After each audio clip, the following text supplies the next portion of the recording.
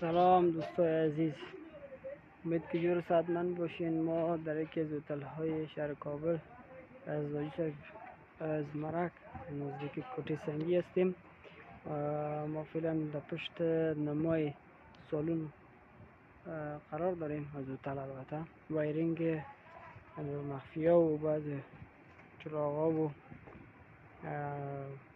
ساکتاش کردیم که شما مشاهده میکنین. این وایرینگش است، تقسیمات است که به هر نما رفته لاین پایپ هم انداختیم. این هم نور مخفی هایش است که از هر خانه آمده به این شکل ایسون میریم. هر کدامش تقسیمات جداگانه کردیم. این هم نور مخفی هاست، اینجا دیگه تقسیمات است و همچنان به همون شکل.